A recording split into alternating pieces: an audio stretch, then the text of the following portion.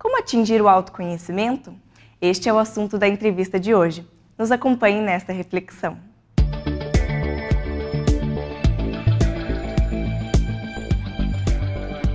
Olá, seja bem-vindo a mais uma edição do programa Vida em Foco.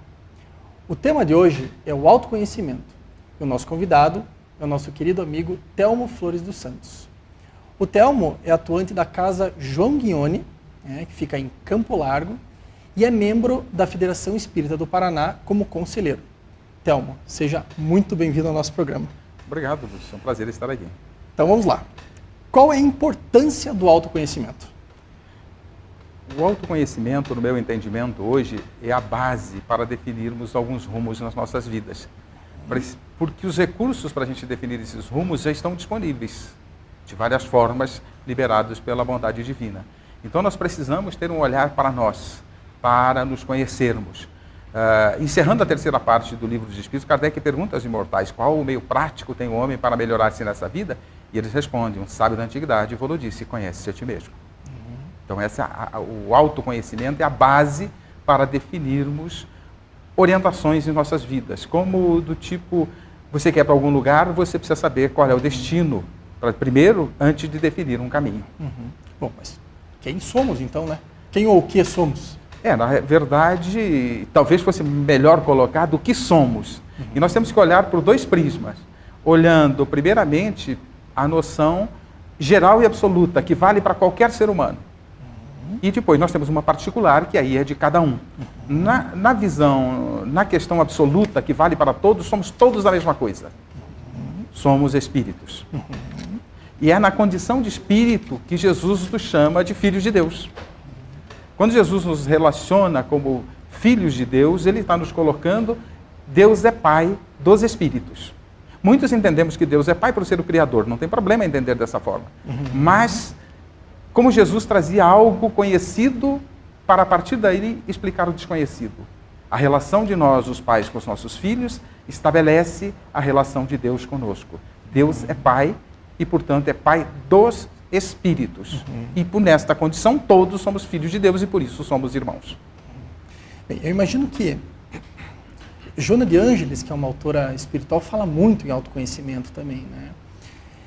E ela, eu imagino que tenha dado, assim como N outros colaboradores, digamos assim, rumos, caminhos, formas para que a gente consiga chegar nesse objetivo, né?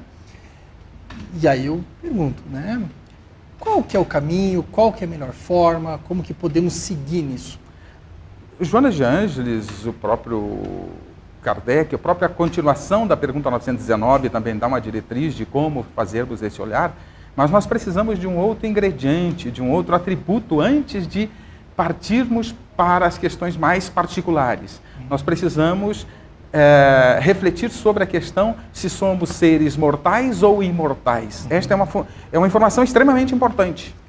Porque se somos seres mortais, tudo perde o sentido. A vida perde o sentido, a existência de Deus perde o sentido.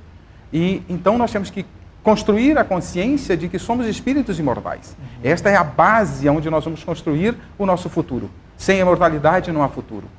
Numa bela passagem, o poeta Victor Hugo, fazendo um discurso no sepultamento de uma jovem amiga de família, tem um trechinho que ele vai dizer que o ser amante exige o ser imortal. Sem a imortalidade, amar seria um suplício. Percebe? Claro. Se não somos imortais, até nós, quando alguém parte para o plano espiritual, a gente diz, perdemos. Não somos imortais, realmente perdemos. E até brinco, às vezes, nas minhas falas, que se não somos imortais, qual é o melhor investimento que podemos fazer? Comprar um terreno do cemitério. Mas na linguagem do poeta, ele diz, exigimos, ninguém exige nada de Deus. Mas na linguagem do poeta, o que ele está dizendo? Se somos convidados a amar, necessário é que sejamos imortais. Para que haja uma continuidade, para que o amor tenha sentido. Então é isso que o poeta, na sua linguagem, está nos convidando a refletir. Então nós temos que construir a consciência de que somos espíritos imortais. E aí, nesta condição de seres imortais que somos, nós temos que ir além e refletir se temos um destino, se não temos, qual é a nossa condição. Aí são outras reflexões a ser feitas em cima dessa imortalidade e o que fazer com ela. Muitos de nós, que somos espiritualistas, nas mais variadas crenças religiosas, temos uma noção de que a alma sobrevive ao túmulo. Mas em que condições? É interessante, essa pergunta pega muito, não só... acredito que assim, qualquer pessoa se preocupa com o destino, né? A imortalidade, ela nos dá uma... Ou melhor, a sabermos da imortalidade e que tudo que é feito hoje gera uma consequência, e se você plantar adequadamente, o futuro seguramente será muito bom, nos dá muita tranquilidade, você concorda, né? Sim. Veja, diante disso, desta tranquilidade, tendo essa noção, agora sim, eu pergunto, então o destino, o que nos aguarda? Já que somos imortais, nós temos que ter alguma coisa pela frente, né? E, como eu disse, a imortalidade é o alicerce. O que vamos construir? O nosso destino, se Jesus nos sinaliza de várias formas qual é o nosso destino. Quando ele diz, vós sois deuses, quando ele diz, deixai brilhar a vossa luz, sede perfeitos como vosso Pai Celestial, ele está direcionando para onde devem estar as nossas metas, os nossos objetivos, para onde devemos olhar e caminhar. Para entender o que é perfeição fica um pouquinho complicado. Mas tem uma outra passagem de Jesus que diz, podereis fazer o que faço e até mais. Se nós nos refletirmos o que fazia Jesus, as pessoas iriam responder, pregava, ensinava, curava, orava, mas em uma única palavra, amava. Então, se temos que caminhar na direção de fazer o que Jesus fazia, na direção da perfeição, é aprendermos a amar. Este é o papel. Nesta condição, a terra se torna uma escola para os filhos de Deus. Aprender a amar. Tudo o que a vida apresenta tem esta função, nos ensinar a amar. Então, caminhar na direção da perfeição é caminhar na direção do amor. Tanto que Jesus sintetiza a lei em amar a Deus sobre todas as coisas e o próximo como a nós mesmos. Mas eu vejo que não dá para amar a Deus sem amar ao próximo. E não dá para amar ao próximo sem me amar. Se eu não consigo amar o próximo mais próximo de mim, que sou eu, como é que eu vou amar o próximo que está um pouquinho mais distante? Então eu preciso trabalhar este conjunto. E à medida que eu vou me amando, vou amando o meu próximo e amando a Deus. É um processo. Essa é a finalidade. Caminhar na direção da perfeição é caminhar na direção do que eu costumo chamar de doutorado na arte de amar. Esse é o foco que devemos dar na vida. E até digo mais, desafio alguém a encontrar outra finalidade para a vida. Raciocinando com Deus e com a nossa condição de espíritos imortais, eu desafio alguém a encontrar outra finalidade. Todas as vírgulas que a vida apresenta têm esta única finalidade, nos encaminhar para o nosso destino, a perfeição.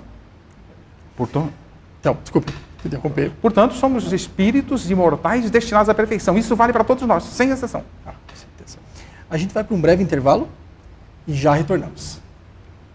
Aguarde alguns instantes. A Vida em Foco vai para uma pequena pausa e logo retornaremos com o segundo bloco de entrevistas. Até já!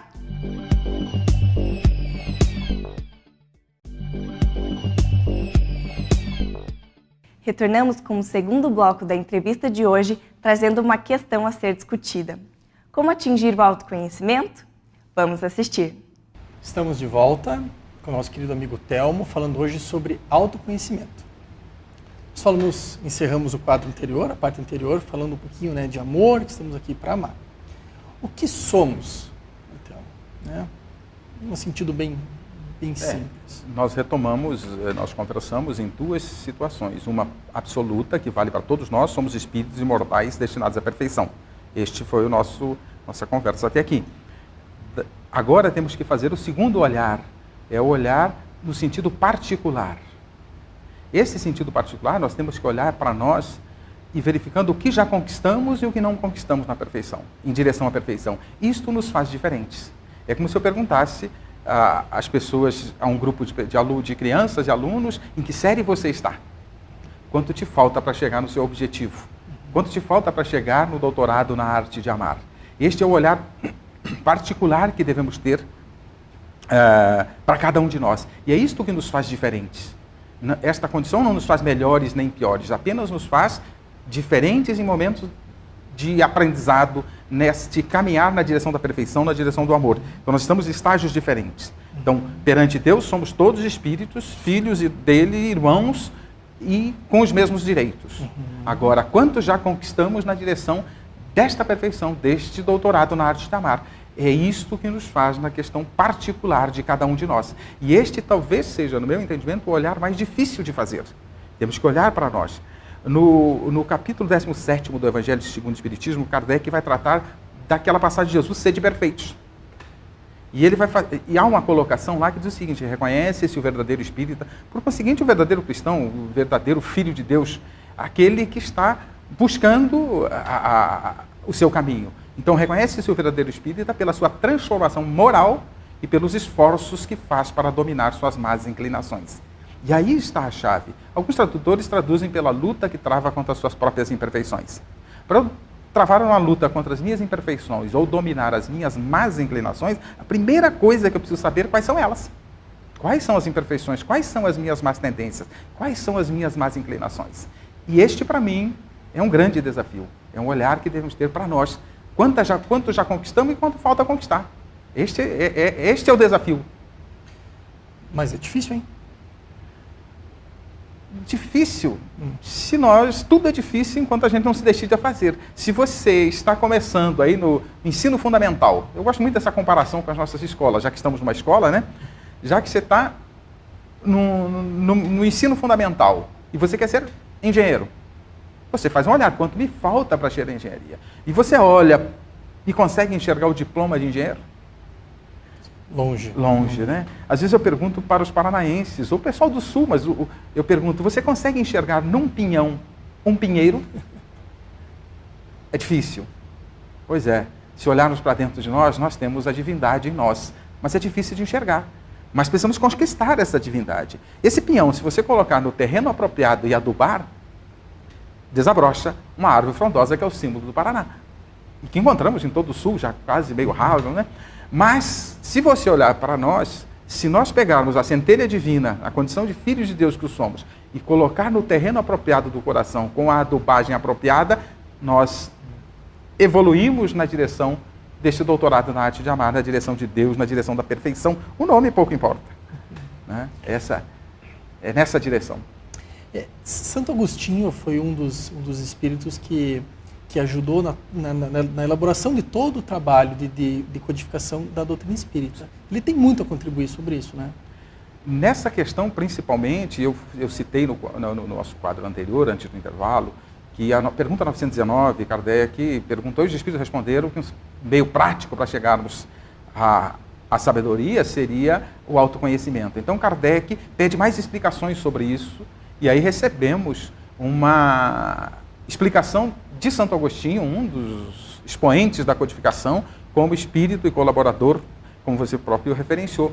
E ele responde essa pergunta 919, na contrapergunta que Kardec faz, que o meio prático seria este olhar para nós diariamente. Resumindo um pouquinho do que falou Santo Agostinho, fazendo a interpretação, é claro, não nessas palavras exatamente, mas diz: fazei como eu fazia quando estava entre vós. Diariamente eu fazia um balanço de meu dia, para verificar aquilo que fiz de bom, que eu preciso continuar, aquilo que eu fiz equivocado, que preciso modificar, o que eu fiz contra o meu próximo, que preciso corrigir.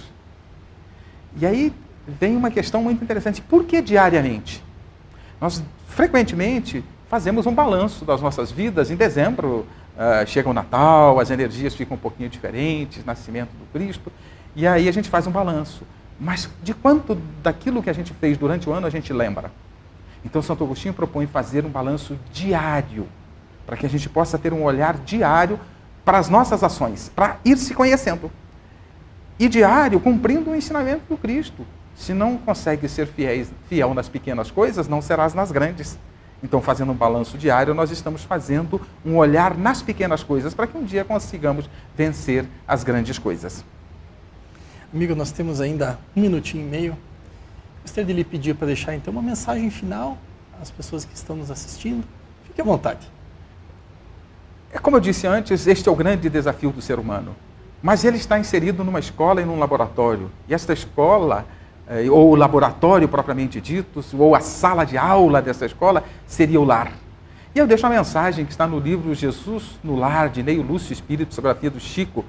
Diz Jesus na casa de Simão Pedro, falando sobre a questão da paz, ele disse: se não consegues a harmonia sob o telhado que vos abriga, se não consegues a paz entre 4 paredes, como esperareis a paz entre as nações? Acho que essa mensagem fica como mensagem final do nosso bate-papo. Muito obrigado. Eu que agradeço. E você fique conosco, pois o programa continua. Muito obrigado pela sua audiência. Até lá.